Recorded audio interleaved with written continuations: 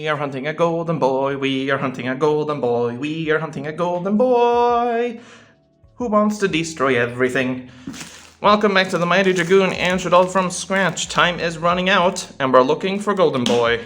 Let's just dig right in because I am excited to see if we can finally get some Eldritch cards and not like last episode where we only packaged Rika. Lone Fire Blossom is a cool card. I wish I could make use of this. Hellbore the Rika Fairy. A super rare Upstart Goblin's kind of dope. Princess of Camellias. Elixir of Black Awakening is pretty dope, not gonna lie. That is a very good Eldritch card and I'll happily keep that over there.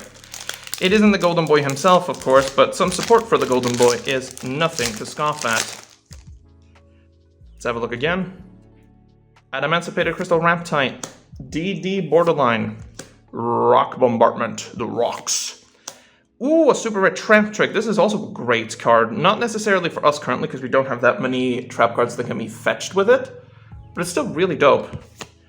And then a Guardian of the Golden Land. The only bad Eldritch trap card. Unfortunate. But it is Eldritch at least, so you know, we have that going for us, which is nice. I'll definitely take the Trap Trick though. Trap Trick is just cool. Right, again, Titanial, Princess of the Camellias, Rika Tranquility, a Nine-Tailed Fox, Quackmere Wall, a Guacamole of the Golden Land. That is exactly what we want to find in these. Doesn't really do much unless we find a Scarlet Sanguine as well, but it is a very good start, getting both an Elixir and a Hakero. I'll take it. Marina, Princess of Sunflower, Quackmere Overload, another Princess of Autumn Leaves, Doki Doki, Moo Down the Rika Fairy. No. 3 more packs. Come on, we need at least one golden boy. That's all I'm asking for here. Give me the golden boy. Focus. There you go. Quackmere Guardian, Miracle Fertilizer, Doki Doki Panic, Leonite, an Adamantipated Risen Dragite. Unfortunately, I already have one of these for the Mermail deck, but it's a really good level 8 Synchro. If only we could do those. If only. Alright. Quackmere Overload again. Quackmere Sandman. Rose Lover. It's a trap card on the back there. Another Hakero. Ooh, we have almost a playset of Guac. Guac isn't necessarily the one that we want, but we need it if we're going to play Eldritch, I suppose. But we really need Scarlet Sanguine to get something going here. Adamantipated Signs. Kanashi the Rika Queen. Doki Doki. Pyramid of Wonders. Elixir of White Destiny. Yo, that's pretty good. I mean, it's not Eldritch himself, but we have the start of his support package. I think we got 2 more episodes of Secret Slayers. There's hope here. We also got a Guardian, I guess, which is, again, not great. But these two, marvelous. These as well, I guess. Right, we just have to hope that the Golden Boy's hiding out there somewhere, because we got a lot of things that we need to keep him in check, I suppose. No real changes today, but it's getting there. So for our first duel today, for the second week in a row, blink and you'll miss it. We're playing up against Plunderr Patroll. Our opponent normal summons Barrier Statue of the Torrent, just passing turn. We activate our Terraforming to get Magical Meltdown, activating our Infinite Impermanence, and our opponent scoops them up. Sure, we'll go game 2, I guess. Game number 2, our starting hand is just about the same as before. It's pretty good still. Our opponent decides to go first yet again, normal summoning Mathematician in order to throw a Golden Hair to the graveyard, activating Bluebeard, I believe? Bluebeard to special summon it to the field, setting 1 card, then linking off into Blackbeard. What the hell are you doing here, buddy? After getting Shipyard on board. We go to our turn, we activate Impermanence to shut down Blackbeard, activating Shaddoll Fusion, and our opponent just scoops them up. Okay. Game number 2 will be nowhere as easy as we're going up against Dragon Link as our opponent normal summons Siegfried, and I'm going to take this time to speed up the normal Dragon Link combo because as you can see in our hand, we have about 0 interactions that we can do with. So while you get to watch Dragon Link combos in the background, allow me to plug myself for a bit. Remember guys, we have a Discord channel where we normally chat on a day-to-day basis almost with most of the community members, so if you have suggestions for the series, the upcoming Season 2 perhaps, or just want to hang out for a bit, come hang out. As we come back to the duel, our opponent has a massive board currently, but their amount of negates are fairly low. We activate our Invocation going into a Mechaba, activating Super Polymerization using their Hermetic Spheres in order to go into our Construct. Our opponent then activates Dragon Maid Tidying, spinning back 2 cards, which ruins what I was about to do, but I digress.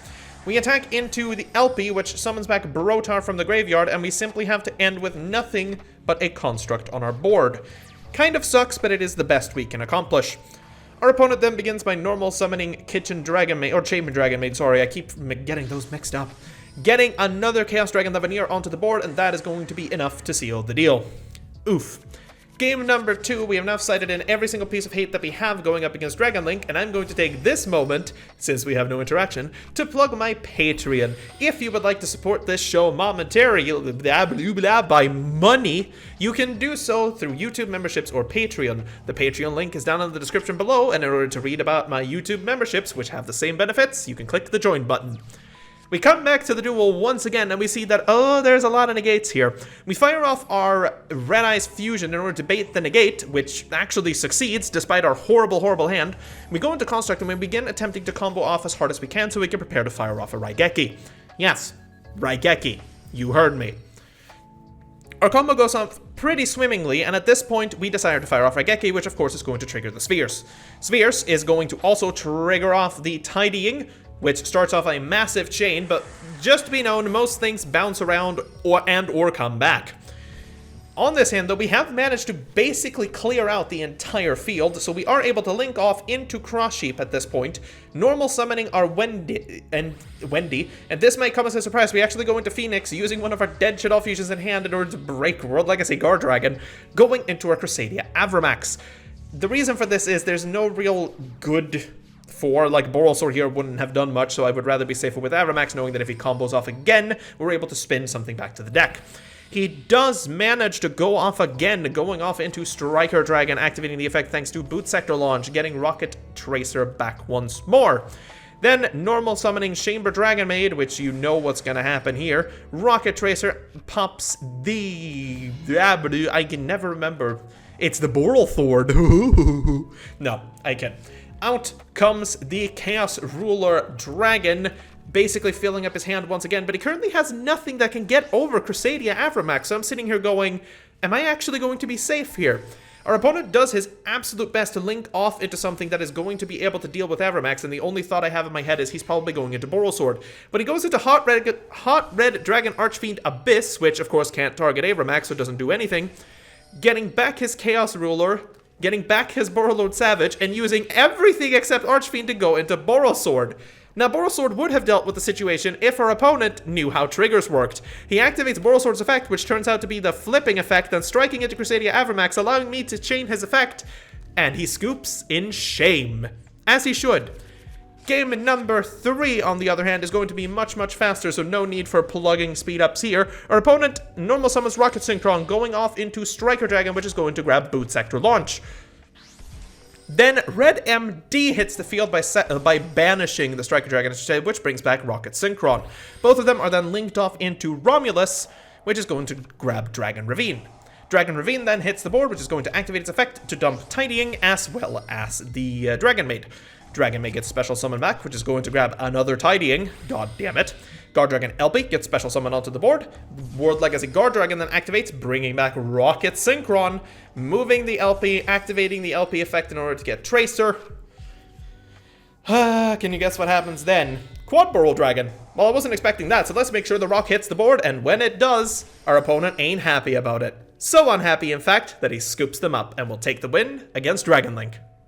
So while our last duel was difficult, this one is going to be downright impossible. We're yet again going up against true Draco, and if you watched the episode a couple of weeks back, You know exactly how horrible that went. Well, our opponent's going to start off with probably the best play he can do by activating Dragonic Diagram, setting 3 cards in the back row and passing turn, knowing that there's very little we can do unless there's an extra deck. We activate Terraforming, which gets met with True King's Return, which special summons the Ignis Heat from the graveyard.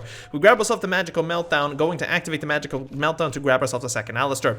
We normal summon our Alistair, getting an invocation to hand, hoping that we can use it for something. We fire it off, going into Purgatrio just to bash over the Ignis Warrior Man-Boy, but then, of course, True King's Return. It pops itself to special summon the True King, which pops a Purgatrio, and we're just forced to pass. At this point, our opponent has a wide open field that can just do whatever he wants, but instead of going in and just punching us, he activates True Draco, Diagram, in order to pop Ignis Heat, getting himself Heritage, activating Heritage after striking us for 2,600 points of damage, and passing turn to us, where we draw into yet another brick. Great. We normal summon Alistair yet again in order to get our invocation back, to which he changed the effect of the Majesty whatever, grabbing himself the big boy. We go into a Weegadee-Doo in order to pop his monster, but that gets met with a True Draco's Apocalypse, which pops itself to tribute summon Dynamite Knight. Dynamite Knight, of course, is just a big beefy boy, but thanks to True Draco Apocalypse, our Didgeridoo ends his musical career a bit short. Dragonic Diagram then again gets activated, revealing Nibiru, unfortunately, but it doesn't really do much to us, because we're yet again face-to-face with Big Chunky Boy. I don't know what to call him, but Big Chunky Boy sounds funny. We have a hand of 7 cards, and literally none of them are playable right now. We yet again normal summon Alistair, which activates the effect of Dynamite Knight, allowing him to activate... yeah, you can see where this is going. We go for the Apkalon in order to attempt to shut down most of his place by shutting down his field spell here, but unfortunately for us, it's not going to matter much. We attempt to attack in since we'll win any trade since we can't be destroyed by battle, but of course, True Draco Apocalypse is going to chain, which is going to break Magical Meltdown, which is going to lower our attack by half, where we have to use our Alistair in hand in order to attempt to negate it. We go into our Anaconda, but that gets met with a Phantasme and a Called by the Grave. And oh my god, is there anything he doesn't have an answer for? Because guess what? As we attempt to activate Anaconda, we get met with True Draco Apocalypse, which is going to pop it, and at this point, we just enrage ourselves and we scoop them the hell up, because this matchup is really, really not fun. Game number 2, we've cited in all of the possible hate that we have, forcing our opponent to go first, hoping that just by some miracle, we're able to pull this off. Our opponent starts off by setting 3 cards and passing turn, which is perfect for us because we have nothing on board with Harpies and Raigeki in hand. So we Harpies Feather Duster to get it out. We use our Invocation in hand to go into an Apkalon, as it's the best we can muster right now. We draw ourselves into a Squamata thanks to Hedgehog's effect, and we special summon a Dragon face down in hope that we can pop some back row. We normal summon our Squamata at this point, punching him for as much damage as absolutely possible, because if there's any matchup that we need to end quickly, it's probably this one. Our opponent goes down to 3,700 points of life. We go into our Anaconda to bring out Dragoon to hopefully get at least 1 negate onto the board to be able to do something. But you can probably guess what's going to be met in just a few seconds. With our Dragoon on the board, we set 1 card, pass turn to our opponent with 1 negate ready, and... nope. We get stolen by Triple Tactics Talent, and by this alone, our opponent is going to be able to end the game no matter what we do. So we fire off Incarnation in pure spite of that $90 card, as we lose a match to that. Disappointing. So much for that confidence. As for your innings, all gone. Not to worry though, you have another shot this week taking on Bienas. No reason to ask for your choice this week. Make us proud. What you're about to witness are the hardest bricks you will ever see in your entire life, unfiltered. Enjoy.